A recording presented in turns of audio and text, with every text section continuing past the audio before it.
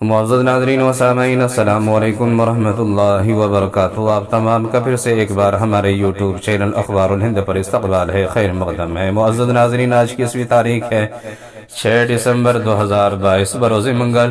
اور ہجری تاریخ 11 جمادی الاول 1444 ہجری۔ آج کا دن اور آج کی تاریخ بڑی اہم ہے، جیسا کہ آپ حضرات کو علم ہے۔ معزز ناظرین، تقریباً ایک ہفتے کی دوری کے بعد پھر سے آپ حضرات کے ساتھ ملاقات ہوئی، اور آپ کے سامنے چند باتیں عرض کرنے اور پیش کرنے کا مجھے موقع ملا۔ اصل میں ایک حادثہ بندے کے ساتھ پیش آ گیا تھا، جس کی وجہ سے ایک ہفتے کی دوری ہو گئی تھی، اور وہ حادثہ یہ ہے کہ میرے کسی ایک ویڈیو پر جو تقریباً 3-4 مہینے سے چل رہی تھی اور لوگ اسے دیکھ رہے تھے، پسند بھی کر رہے تھے، کسی وجہ سے کاپی رائٹ اسٹرائک آ گیا، جس کی بنیاد پر ایک ہفتے کے لیے چینل کو بند کیا گیا۔ بہرحال آپ لوگوں کی دعاؤں کی بدولت اور اللہ کے فضل و کرم سے پھر سے آپ حضرات کے سامنے کچھ کہنے کا مجھے موقع ملا۔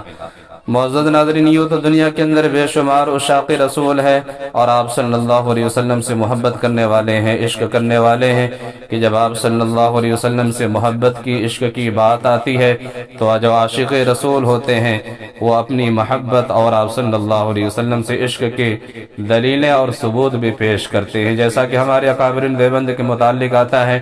کہ ہمارے اکابرین دیوبند جب آپ صلی اللہ علیہ وسلم کے دیار میں حاضر ہوتے تو حدود مدینہ سے پہلے اپنی جوتیوں کو اتار لیتے، تاکہ آپ صلی اللہ علیہ وسلم کے قدم پر ان کے قدم نہ پڑ جائے اور آپ صلی اللہ علیہ وسلم کی بے ادبی نہ ہو جائے۔ اسی طرح سے اکابر دیوبند اس طرح سے محبت کرتے تھے کہ جو مدینہ کی کھجوریں ہوتی، کھجوروں کو پیس کر وہ سرما بنا کر اپنی آنکھوں میں لگاتے تھے۔ یہ عشق رسول ہے اکابرین دیوبند کا۔ معزز ناظرین، اسی طرح سے آپ صلی اللہ علیہ وسلم سے عشق کرنے والے، آپ صلی اللہ علیہ وسلم سے محبت کرنے والے کہتے ہیں کہ اے عرب کی مقدس سرزمین، تجھ کو مبارک ہو، تو ایک پتھر تھی جس کو دنیا کے معماروں نے رد کر دیا تھا، مگر ایک یتیم بچے نے خدا جانے تجھ پر کیا پڑھ دیا کہ موجودہ دنیا کی تہذیب و تمدن کی بنیاد تجھ پر رکھی گئی۔ تیرے ریگستانوں نے ہزاروں مقدس نقش قدم دیکھے ہیں، اور تیرے کھجوروں کے سائے نے ہزاروں ولیوں اور مسلمانوں کو تمازت آفتاب سے محفوظ رکھا ہے۔ کاش میرے بد کردار جسم کی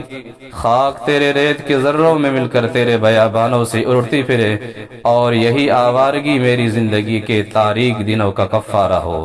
کاش میں تیرے صحراؤں میں لٹ جاؤں اور دنیا کے تمام سامانوں سے آزاد ہو کر تیری تیز دھوپ میں جلتا ہوا